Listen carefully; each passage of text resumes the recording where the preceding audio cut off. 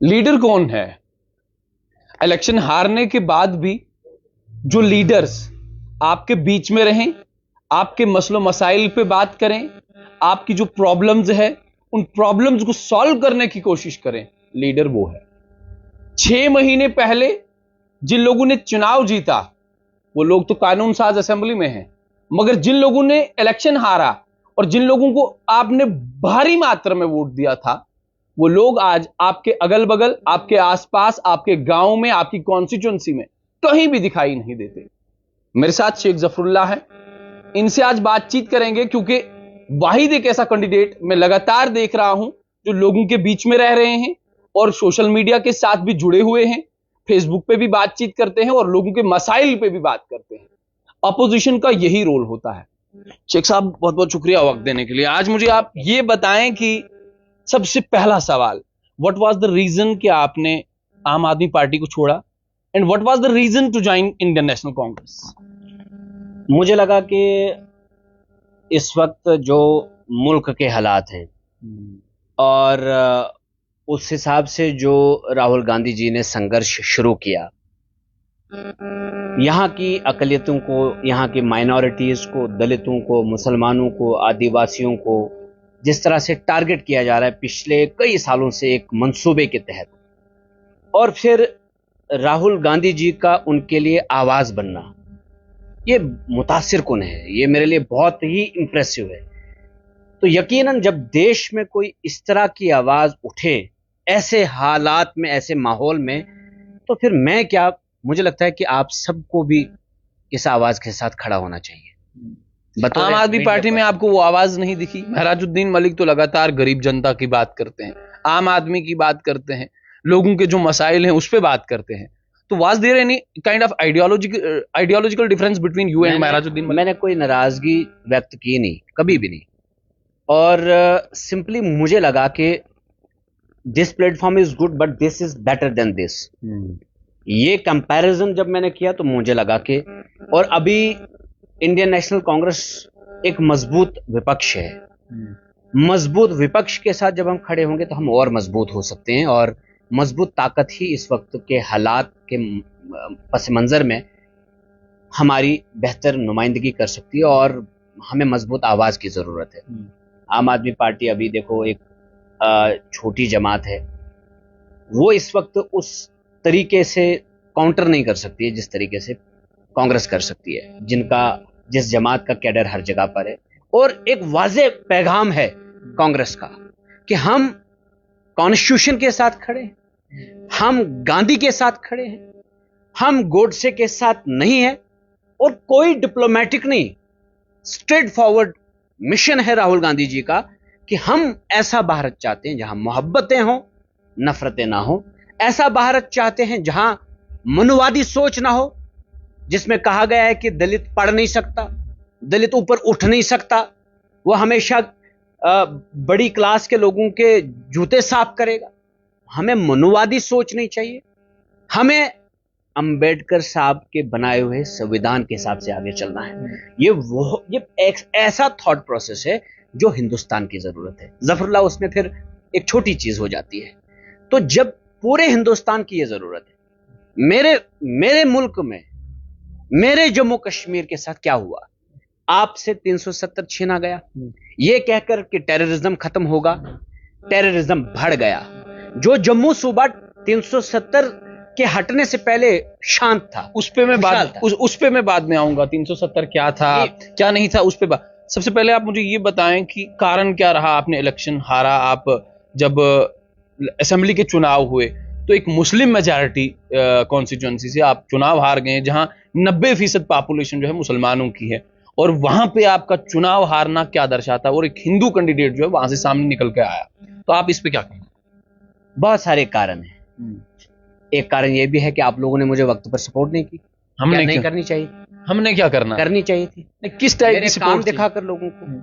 एक डीडीसी ऐसे एरिया से आता है जहां बिजली नहीं है, रोड कनेक्टिविटी नहीं है, टेलीफोन सिस्टम नहीं है, वहां से उठकर संघर्ष करता है, अपने परिवार को भी कन्विंस करता है कि पॉलिटिकल होना पड़ेगा, अपने गांव देहात के लोगों को, अपने सारे इंडिविजुअल जो डिजायर्स है उनको मारकर मैं कुछ और भी कर सकता था, मुझे ऑफर्स आए, मैं वो भी पकड़कर पैसा भी कमा सकता था, सब ठुकराया।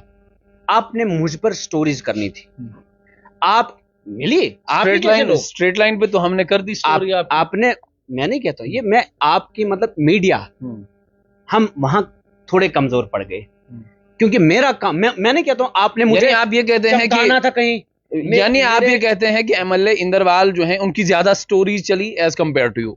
मैं एक जर्नलिस्ट है, वो वहीं पहुंच गए, मतलब उनका वो करते करते, बट आज वही जर्नलिस्ट मैं चाहता हूं कि वो उनकी भी आज स्टोरी करे कि आप 6 महीने से, हमारे एमएलए साहब से पूछें कि वो आज 6 महीने से यहां क्या कर रहे हैं। नहीं पूछ रहे ना, क्या समझू मैं उसको? ये मीडिया, आप जैसे नौजवान जो लोग हैं ना, आप लोगों ने मुझे सपोर्ट की, मैं as a whole general media की बात करता हूं। उसके बाद एक समाज में वो तबका भी है जो पैसों के बगैर वोट ही नहीं करता है, वो हमेशा से रहा है हर कॉन्स्टिट्यूंसी में, हर समाज में। वो एक नुकसानदायक समाज है हमारे लिए, एक तबका ऐसा है। दूसरा ये कि ये जो रीजनल फैक्टर आता है, हमारा यहां लोकल लोकल लोकल लोकल नहीं, देखो मैं कहता हूं लोकल आप चुनो, शौक से चुनो, लेकिन अच्छा तो चुनो। ये भी तो देखना है ना कि आप अपने लोकल एरिया से मोहब्बत करते हैं, लेकिन अगर आपने घोड़े की जगह गधे को बिठा दिया तो क्या आप फायदे में होंगे? नुकसान में ही होंगे ना। तो आप किसी गधे को चुनकर अगर आप भेजते हो किसी सेमी लिटरेट, किसी जो विजनलेस बंदा है, जिसके पास विजन नहीं है, वो अल्टीमेटली नुकसान आपको नहीं, आपकी जनरेशन को भी करेगा। मैं नहीं कहता मैं ही सिर्फ पढ़ा लिखा हूं, पढ़े लिखे बहुत हैं, लेकिन सारे पढ़े लिखे नौकरियों के पीछे भाग रहे हैं। एक जफरुल्लाह जुर्रत करता है कि नहीं मुझे पॉलिटिक्स में आना है, मैंने सब चीजों को छोड़ दिया, त्याग दिया, मैंने कहा मुझे नौकरी नहीं करनी है। उसके बाद फिर ये लोगों का कर्तव्य बनता है कि वो फिर पढ़े लिखे लोगों को मौका भी दें। ये मैं नहीं कह रहा हूं, ये कुरान कहता है कि पढ़ा लिखा और जो अनपढ़ होगा, दोनों में अगर कंपैरिजन करेंगे तो पढ़ा लिखा बेहतर होगा। लोग कहते हैं कि पढ़े लिखे लीडर नहीं, अनपढ़ लीडर हैं। जब पढ़ा लिखा सामने आएगा, उसे चुनोगे नहीं, तो अपने आप में पढ़ा लिखा लीडर कैसे सामने आएगा? एक लीडर, अगर आप पढ़े लिखे थे तो आपको वोट क्यों नहीं मिला? क्या कारण ये तो नहीं रहा कि जो ये भी एक रीजन रहा, कुछ लोग, सर आप सुने, कारण ये तो नहीं रहा कि जो प्यारेलाल शर्मा ने वहां के लिए मदरसा के लिए 5 लाख रुपए एक बार दे दिया, उस हमें तो जानकारी नहीं है कि दे दिया या नहीं दिया, उस बात की हमारे पास जानकारी नहीं है। मगर एक बार मैंने वहां एक मुफ्ती साहब से पूछा तो उन्होंने कहा जनाब अभी हमने मांगना है, उसके बाद वो दे देंगे। तो मैंने मुफ्ती साहब से भी कहा कि जनाब आप भीख नहीं मांग रहे हैं, मस्जिद हो या मदरसा हो, मदरसा और मस्जिद की तामीर अल्लाह तबारक व तआला खुद करते हैं और बंदों से काम ले लेते हैं। तो मैंने बोला आप भीख नहीं मांग रहे हैं। पिछले 4-5 महीने तो हो गए, प्यारेलाल साहब के तो ऐलानात बड़े जबरदस्त तरीके से हुए, मीडिया पे भी वो अभी छाए हुए हैं। तो कारण ये तो नहीं रहा कि जो ऐलानात उन्होंने करवाए थे तो उन ऐलानात की वजह से वो जीत गए? जो उन्होंने मीडिया हाइप हासिल की, झूठ मूठ की, मैं तो इतना कहना चाहूंगा कि मेरा मदरसा बगैर प्यारेलाल के भी चला है और चलेगा। एक तरफ से आपने अगर चंदा देने की बात की और चंदा दे भी दिया, मैं मानता कि आपकी नीयत साफ थी। अगर आप मीडिया में आकर उस चीज का बड़ा वो, फिर वो कहते हैं कि मीडिया वाले खुद ही आते, कोई नहीं आता है खुद, आप बुलाते हैं कि आओ मैंने ये दान दिया, आप इसको ना थोड़ा हाईलाइट करो। तो डोनेट जब कोई चीज आप करते हैं, आप उसको हाईलाइट नहीं करते। यहां तो किडनियां लोग देते हैं अपनी, वो भी नहीं प्रचार इस तरह का वो करते हैं, प्रचार करते नहीं करते हैं वो। आप देखें लालू यादव की बेटी ने उनको अपना वो दान किया, तो उनके पास मीडिया गई, उन्होंने बोला प्लीज ये मैंने ऊपर वाले को हाजिर नाजिर रखकर किया, मेरा बाप है, ये मेरा कर्तव्य बनता है, मेरा पीछा छोड़ दें आप प्लीज।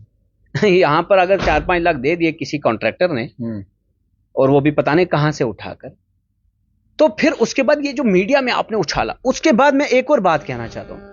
अगर आपने दे दिया, मैं मानता कि जब आप वक्फ बोर्ड बिल पर जम्मू कश्मीर में हंगामा किए होते, वक्फ बोर्ड बिल पर आपने हंगामा किया होता, आपने फेवर में बोला होता, आपने उमर साहब को बोलते कि मैं उस जगह से चुनकर आया जहां अक्सरियत मुस्लिमों की, और उन्होंने मुझे चुनकर भेजा, मैं ये बर्दाश्त नहीं करूंगा कि मोदी जी ने ये बिल लाए। आपने बात सुनी कहीं? जब अंदर असेंबली में वो बात चल रही थी, वो हंस रहे थे उधर साइड पर बैठकर। किस काम का वो डोनेट करना? हम क्या उन्हीं के उस पैसे से आज तक मदरसा चलाए हैं? तो मदरसा मेरे और आपके डोनेट करने से नहीं, ये अल्लाह ताला का वादा है। यहाँ कितने दुश्मन आए, इन मदारिसों के पीछे लग गए, नहीं कर पाएंगे मुकाबला। यहाँ मेरे रब ने ऐसे लोगों से काम लेना है कि आप सोच भी नहीं सकते। वक्फ बोर्ड बिल आया, उमर अब्दुल्ला साहब जो मुसलमान होकर भी बिल के खिलाफ रेजोल्यूशन नहीं लाए, लेकिन चीफ जस्टिस ऑफ इंडिया मुसलमान नहीं है वो, लेकिन उन्होंने आज उस पर सिटे लाया। काम लेगा ऊपर वाला, आपकी और मेरी जरूरत नहीं है। वो सिर्फ देखना चाहता है नीयत क्या है। जब नीयत खराब हो तो फिर ये डोनेट करना, ये ड्रामा करना, ये हाइप लेना, ये सारी चीजें लेकिन वक्ती तौर पे बेवकूफ बन जाते हैं। आपके एमएलए कानून साज असेंबली में क्या कर रहे हैं और उन्हें क्या करना चाहिए था जो अगर आप वहां पे होते तो आप करते, वो नहीं कर रहे हैं? मैंने एक बार उनको देखा, नाक में उंगली मार रहे थे ऐसे। दुनिया भर के लोग क्या क्या नहीं इश्यूज उठाते हैं वहां। डेली वेजर्स के इश्यूज हैं, स्मार्ट मीटर्स के इश्यूज हैं, बेरोजगारी चरम सीमा पर पहुंच गई है। यहाँ सेंटर किस तरह से फेडरल स्ट्रक्चर पे अटैक कर रही है। यहाँ कितने वो जो रेत और बजरी में वो जो माफिया यहाँ पर फैला हुआ है। स्कूलों की खस्ता हालत है। जिस जगह पर आपने बैठकर वोट लिए हैं, आपने बोला कि मैं 15 दिन में हायर सेकेंडरी दूंगा, आप वहां 15 दिन में हायर सेकेंडरी तो छोड़िए, आप 5 महीने में वहां एक टीचर नहीं दे सकते हैं। और ये तक सुनने में आया कि अब जो ट्रांसफरें इंदरवाल में हो रही हैं उसके पीछे एमएलए इंदरवाल है और ट्रांसफरों के पीछे पैसा लिया जा रहा है। मैं जानना चाहता हूं कि क्या ये सच है कि आप पैसा ले रहे हैं उनसे, तभी ये अटैचमेंट्स पे अटैचमेंट्स हो रही हैं। एक टीचर को दूसरी जगह भेजा जा रहा है। आप इसलिए असेंबली में बैठे हैं। 5 महीने से कोई एमएलए अपने घर से दूर बैठा है आज तक देखा आपने? सारे लोग, सारे एमएलए स्नो क्लियरेंस के टाइम अपनी अपनी कॉन्स्टिट्यूंसीज में चीफ मिनिस्टर साहब के कहने पर गए। एमएलए इंदरवाल कहाँ थे? एमएलए इंदरवाल ने न कोई हायर सेकेंडरी बनाई, न कोई डॉक्टर भेजा, न कोई स्कूल में नया टीचर भेजा। जो पुराने हैं उनको ठिकाने लगा दिया साइड पे। या तो पैसा ले रहे हैं या तो बस अपने वोटर्स को खुश कर रहे हैं। क्या हो रहा है ये सब कुछ? तो एक विजनरी पॉलिटिशियन जब आप नहीं चुनते हैं, जब आप एक अच्छे इंसान को नहीं चुनते, तो बुरा इंसान पॉलिटिक्स में अगर मजबूत हो गया, वो समाज को पैरों तले रौंदता है। इतना कुछ, इतनी तबाही हमने देखी, हम अभी भी नहीं सुधरते हैं। लोग भी इन चीजों को देखें। आज बहुत सारे लोग रो रहे हैं, अरे नहीं है, ये मामलात हैं हमारे, वो मामलात हैं। लेकिन जिस वक्त रोना होता है उस वक्त अगर आप नहीं रोते, जिस वक्त आप बदलाव लाने की अगर चाहेंगे तो ला सकते हैं, उस वक्त नहीं चाहते हैं, उस वक्त बेदार होना, उस वक्त बेदार होना। जो माफिया आज एमएलए इंदरवाल के साथ घूम रहा है, जो लोग उसके साथ आसपास हैं, ट्रैक रिकॉर्ड उठाकर देख ले। किसी ने सीडीएफ सजाद साहब का अपने बेटों के अकाउंट में डाल दिया, वो उसके साथ है। किसी ने किसी और जगह माफिया चलाया, किसी ने एजुकेशन सिस्टम में माफिया चलाया, किसी ने रेत और बजरी में मिलावट करके पैसा कमाया। वो लोग आज उसके आसपास हैं। कर्जा ले लेकर प्यारे लाल अपना कर्जे की अदायगी कर नहीं पा रहे हैं। उनके खिलाफ अरेस्ट वारंट तक निकला और ये तक कोर्ट ने डायरेक्शन दी कि अगर इस दिन को पेश नहीं हुआ एमएलए इंदरवाल, तो एसएसपी किश्तवाड़ को पेश होना पड़ेगा। इससे बड़ी जलालत क्या हो सकती है? और यही चीजें जब मैं कहता हूं तो बदतमीज कहलवाता हूं। अरे ये बदतमीजी नहीं है। मैंने अपोजिशन, आप ही ने मुझे मौका दिया अपोजिशन करने का, काम करने का तो मौका नहीं दिया ना। आपने बोला भाई आप काम तो ये करेगा, आप ध्यान रखना। मैं तो ध्यान रख रहा हूं, मैं ध्यान रख रहा हूं। वो कहां है? मुझे मिलता है जम्मू में। ग्रीवांस सेल इंदरवाल का एमएलए इंदरवाल में खोलना चाहिए था या जम्मू में खोलना चाहिए था? अच्छा, वहां आपके पास ग्रीवियंस सेल भी नहीं है। आप मुझे बताओ कि इंदरवाल कॉन्स्टिट्यूंसी में आपको प्रॉब्लम्स क्या क्या हैं? चाहे हम एजुकेशन सेक्टर की बात करें, हम हेल्थ सेक्टर की बात करें, या जितने भी और अन्य डिपार्टमेंट्स हैं, उन तमाम डिपार्टमेंट्स में अभी सूरत हाल क्या है और क्या करना चाहिए? सूरत हाल ये है कि तारीख में लिखा जाएगा, पहली बार इंदरवाल कॉन्स्टिट्यूंसी में एक मां ने बच्चे को रास्ते में जन्म दिया। वो बोंजवा में देखा होगा ना, वो बोंजवा इंदरवाल में ही पड़ता है। तारीख में पहली बार लिखा जाएगा कि गुमरी वार्ड 1 से एक महिला को डिलीवरी के टाइम चारपाई पे उठा के मरगन के रास्ते से पैदल लिया और लारनू में उसको डिलीवरी करनी पड़ी। ये लिखा जाएगा, ये हालात हैं। और मरगन के खोलने पे क्रेडिट तो लिया जाने की कोशिश कर रहे थे, लेकिन जब बर्फबारी हुई पता चला ठेकेदार के पास मशीनरी नहीं है। कौन अकाउंटेबल है? 6 महीना पहले एमएलए इंदरवाल जब जीत कर आए तो ऑफिसरों की मीटिंग ली। वो इसलिए दिखाने के लिए कि देखो मैं बन गया, या इसलिए था कि आपने कुछ काम कराना था उनसे? कोई काम नहीं। जमीनी सतह पर लोग रो रहे हैं, लोग परेशान हैं, लोग पहले बोलते थे कि एलजी जो है चोर है, फलां है। जब इलेक्टेड एमएलए चुनकर आए तो उनसे उम्मीद बढ़ गई, लेकिन तब से तो और भी लोग मायूस, परेशान, गमजदा। एमएलए जब 5 महीने आपको नहीं मिलेगा, आप क्या ही उम्मीद लगाएंगे? अभी तो उनके पास 4.5 साल का वक्त है, कर सकते हैं बहुत कुछ। क्या आप बताइए, रोड मैप लेकर आइए। आपने इंद्रवाल में कहा कि बहुत जल्द सिंहपुरा टनल का काम शुरू होगा, वो ड्रॉप हो रहा है। ये तक खबरें आ रही हैं कि सिंहपुरा वैल्यू टनल जो है वो बंद हो रहा है, वो काम नहीं होगा उस पर। आपने कहा कि मैं टूरिज्म डेवलपमेंट अथॉरिटी छात्रों मुगल मैदान को दिलाऊंगा, कहां है वो? आपने कहा मैं स्पेशल पुलिस भर्ती माड़वा वार्ड 1 में करवाऊंगा। आपको मालूम था यूटी में इलेक्शन लड़ रहे हैं, तो क्यों कर रहे थे ये वादे? आप मुझे ये बताओ कि 200 यूनिट मुफ्त जो नेशनल कॉन्फ्रेंस के मैनिफेस्टो में है, क्योंकि प्यारेलाल जो है पहले एमएलए इंद्रवाल की सुने, पहले उन्होंने कहा लोगों से कि अगर आपका बिल आता है, पहले तो मैं यहां मीटर नहीं लगने दूंगा, अगर बिल आता है, अगर लगा भी देते हैं बिल जो आता है वो मैं आकर खुद पे करूंगा। लोग ढूंढ रहे हैं, 8-8, 9-900 किराया वो दे रहे हैं। आपके पास अगर वो वीडियोस नहीं, मेरे पास है, मैं दूंगा आपको, चलाइए। आप जाकर पूछिए अभी तक कि 5 महीने से आपने क्या क्या किया। सिर्फ स्कूल्स के टीचर्स को सुनने में आया कि जो ये अटैचमेंट्स हो रही हैं वो उनसे पैसा ले रहे हैं, क्योंकि कर्जा बहुत ज्यादा है और पैसा ले लेकर आप चाह रहे हैं कि थोड़ी बहुत अपनी कमाई हो और आगे बढ़ा जाए।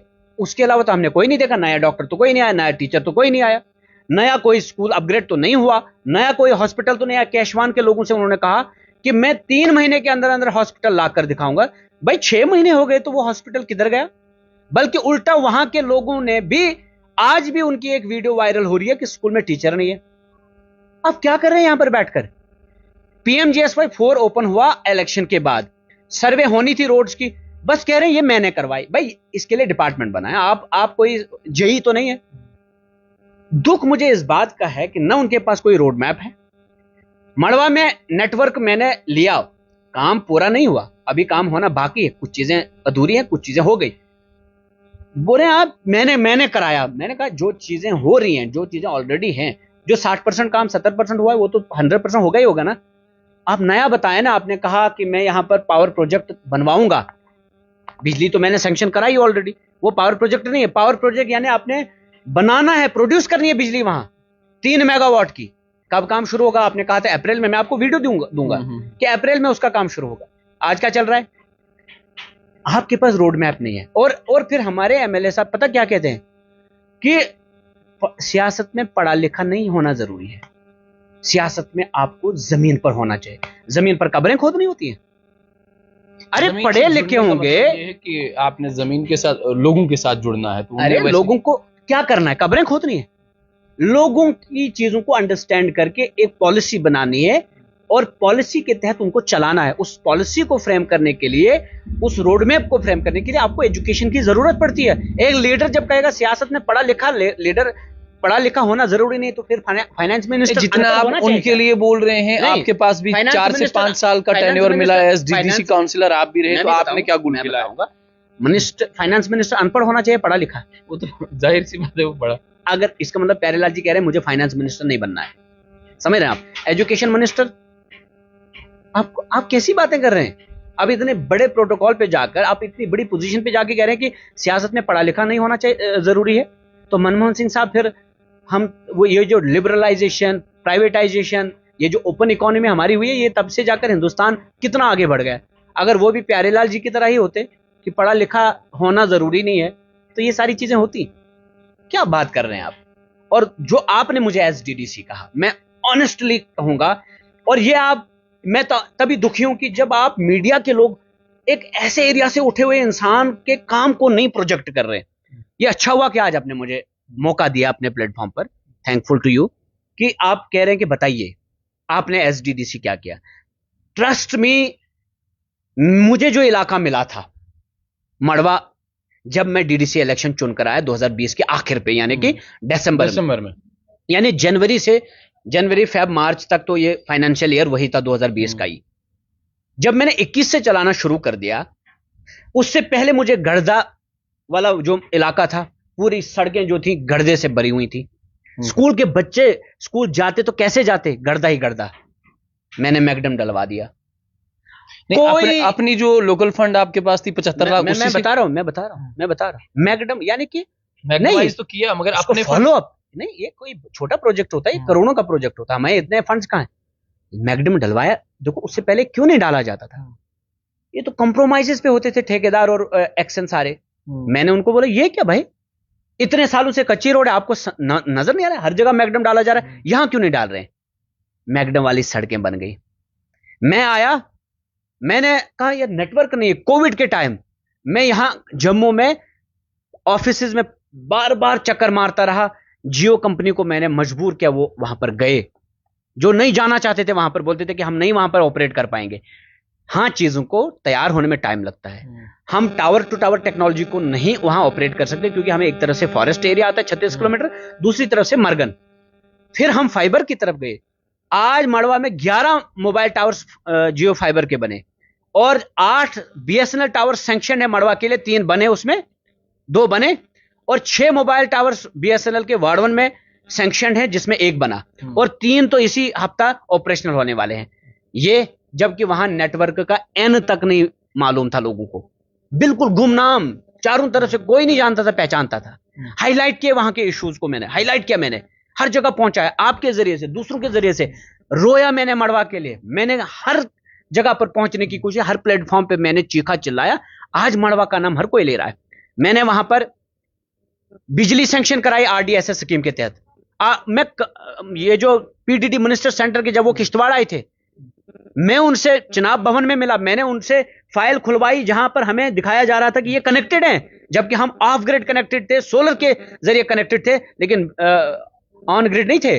मैंने सैंक्शन कराई आरडीएसएस स्कीम के तहत, टावर्स बनवाए, मैगडम डलवा दिया, हॉस्पिटल की बिल्डिंग कंस्ट्रक्ट नहीं हो पा रही थी, कोविड के होते हुए जहाज में मैंने ठेकेदार से वहां के जो लेबर ट्रांसपोर्ट कराए, उसकी परमिशन बनवाई, उसको फुल सपोर्ट की, और हॉस्पिटल की बिल्डिंग 1 साल में तैयार की। पुरानी हॉस्पिटल की बिल्डिंग में रेनोवेशन करवाया, तहसील बिल्डिंग रेनोवेट करवाई, और उसके बाद वीसेट्स लगवाए टावर्स पे, हालांकि वो पूरे तरीके से फंक्शनल नहीं हो पाए। उसके बाद अगर देखें 16 स्कूल्स मैंने स्मार्ट क्लासरूम्स बनवाए, 5 स्कूल की बिल्डिंग्स बन रही हैं, और सबसे इंपॉर्टेंट परमानेंट रोड कनेक्टिविटी मड़वा को नहीं थी, मैंने दक्षिण के रास्ते से 36 किलोमीटर का फॉरेस्ट क्लियरेंस मैंने लाया, और हिंदुस्तान की तारीख में सबसे बड़ा फॉरेस्ट क्लियरेंस मैंने करवाया। जैसे तैसे जहां पहुंचना पड़ा, चंडीगढ़ 2 बार पहुंचा। ये सारे मामला 16 महीने मुझे लगे फॉरेस्ट क्लियरेंस कराने में। मेरे अपोजिशन के लोग कहते थे कि हो ही नहीं सकता, कितने सियासी दुश्मन जो नहीं चाहते थे कि वो क्लियरेंस हो, हमें जकड़ कर रखना चाहते थे, टनल के नाम पर हमें सिर्फ वोट लिया। आज तक मैंने ये कोशिश की, और हिंदुस्तान की तारीख में सबसे बड़ा फॉरेस्ट क्लियरेंस हमारे वहां हुआ। मैं उसमें एडमिनिस्ट्रेशन का भी शुक्रगुजार हूं, मैं उसमें फॉरेस्ट डिपार्टमेंट और पीएमजीएसवाई डिपार्टमेंट का भी शुक्रगुजार हूं, लेकिन और उन दुश्मनों का भी जिन्होंने मुझे जगा कर रखा, जो लोगों को कहते नहीं होगा नहीं होगा, और वो मुझे उकसाते थे, और मैं काम करता रहा, और मैंने कराया वो बिजली सैंक्शन जो नहीं थी वहां पर, और इस साल काम शुरू होने वाला है, 2 महीने लगेंगे और सर्वे में काम शुरू होगा। उसके बाद नेटवर्क, थोड़ा थोड़ा हम ट्रैक पर आ गए उससे, और जैसे नेटवर्क लगेगा डिपार्टमेंट्स फुली फंक्शनल होंगे वहां से। क्यों? उससे फिर लोगों की लाइफ आसान होगी, इंफॉर्मेटिव वर्ल्ड के साथ जुड़ेंगे। आपकी और मेरी जिंदगी इस वक्त इंफॉर्मेटिव वर्ल्ड के साथ जुड़ी है, अगर नहीं जुड़ी है तो लाइफ कंफर्टेबल नहीं है। बिजली, नेटवर्क, स्कूल्स, हॉस्पिटल, मैंने हॉस्पिटल में अल्ट्रासाउंड मशीन दी, लाइट नहीं थी, मैंने वहां पर जनरेटर सेट दिया 8 लाख का, मैंने 50 बेड्स दिए, मैंने एम्बुलेंस दी, मैंने digital x-ray machine Kishtwar hospital में, एक तो डिस्ट्रिक्ट हॉस्पिटल में, एक तो मड़वा हॉस्पिटल में, मैंने वहां अपने 30 स्कूलों में डेस्क दिए, 4 क्लासरूम्स में स्मार्ट क्लासरूम्स, स्मार्ट बोर्ड्स लगवाए। एजुकेशन सेक्टर में कोई पैसा देने के लिए तैयार नहीं था। माइक सिस्टम तक मैंने स्कूल्स को दिया, जिस माइक सिस्टम की वजह से आज वहां अच्छे अच्छे प्रोग्राम्स होते हैं, वरना वहां माइक ऐसी होती थी, मतलब आप सोच भी नहीं सकते, कोई प्रोग्राम कामयाब नहीं होता था। आज वहां धूप हो या बर्फबारी हो, लेकिन प्रोग्राम करो तो इतना जबरदस्त प्रोग्राम होता है। क्यों? मैंने वहां के क्लासरूम्स, मैंने लोग बच्चों को बताया कि देखो तुम इन क्लासरूम में बैठकर पढ़ सकते हो। मेरे वक्त में पीएमजीएसवाई के 10 जेईज आए, वहां एक ही जेई, वही एक्शन भी होता था, वही जेई भी और वही एडब्ल्यू भी। मेरे वक्त में पूरे मड़वा वार्ड 1 के रोड्स की सर्वे हो चुकी है मुकम्मल। क्यों नहीं होती थी पहले? 30 साल कहां थी ये हुकूमतें? और बीजेपी के रूल में मैं कम से कम, मतलब वो तो 14 में, मैं तो 20 में आया, तब तक क्यों नहीं हुआ कुछ? लेकिन ये सारे काम तब मुमकिन हुए, लोगों ने मुझे एक प्लेटफॉर्म दिया। मैं चाहता था कि मुझे एमएलए बनाए लोग, क्योंकि मैं बहुत सारी जो चीजें, मुझे ये प्लेटफॉर्म जब मुझे मिल जाता, मैं आपको ऐसी रिप्रेजेंटेशन देता जिसमें यकीनन आप मुतमईन होते। आपके स्कूल्स की बात ताकत के साथ होती, आपके हॉस्पिटल्स की बात ताकत के साथ होती। लेकिन दुख मुझे इस बात का है कि जिससे आप उम्मीद रखते हो वो एक ठेकेदार है। ठेकेदार का पहला मसला क्या होता है? Bill.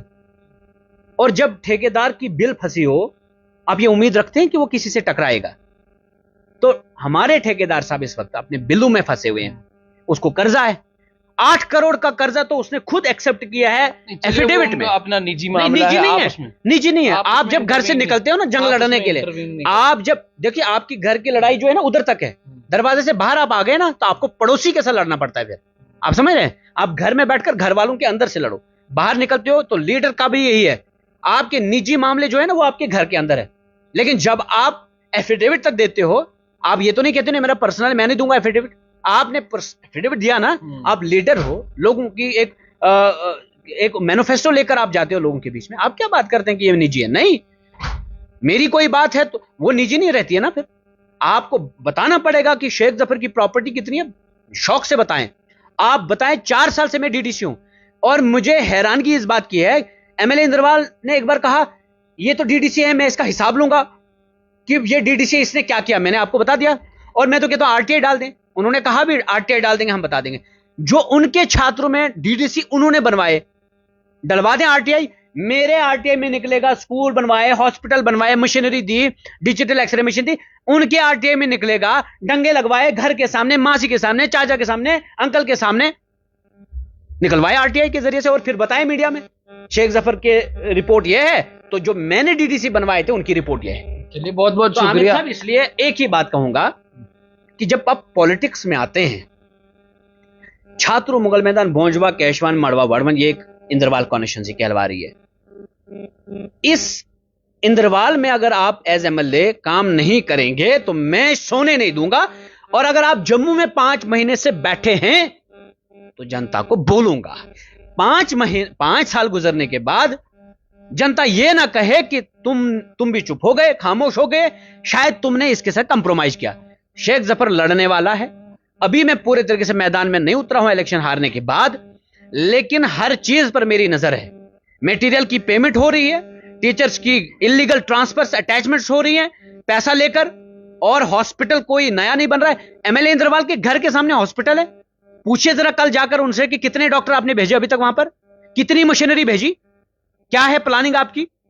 State sector, state capex का ना बोले, वो स्टेट कैपेक्स वो वैसे भी डिपार्टमेंट अभी उनके पास 4.5 साल है, आने वाला वक्त बताएगा। और पूछेंगे 4 साल में, 4.5 साल में आपने आधा साल जो गुजारा जम्मू में, पूछे कहां थे? पूछेगा जरूर। और बताइएगा कि शेख जफर बोल रहे थे कि इंद्रवाल में जो इलीगल अटैचमेंट्स टीचर्स की हो रही हैं, और वो कह रहे हैं कि शायद इसमें पैसा चल रहा है इसलिए, और यह हकीकत है या झूठ है। चलिए बहुत बहुत शुक्रिया। शेख जफरुल्लाह हमारे साथ बातचीत करने के लिए मौजूद थे, जिन्होंने साफ तौर पे कहा कि आज भी इंद्रवाल कॉन्स्टिट्यूंसी में लोगों की बहुत ज्यादा दिक्कतें, परेशानियां हैं, मगर नेशनल कॉन्फ्रेंस की सरकार ने जो वादे और जो दावे किए थे कि हम 200 यूनिट मुफ्त बिजली देंगे, 12 गैस सिलेंडर दे देंगे, उसके बाद सड़कों की जो खस्ता हालत है, सरकारी स्कूलों की जो खस्ता हालत है, सरकारी जो अस्पताल हैं उनकी जो खस्ता हालत है, वो भी ठीक करेंगे। उम्मीद और तवक्का इस बात की कि आप लोग जरूर अपनी राय हमारे साथ शेयर करें।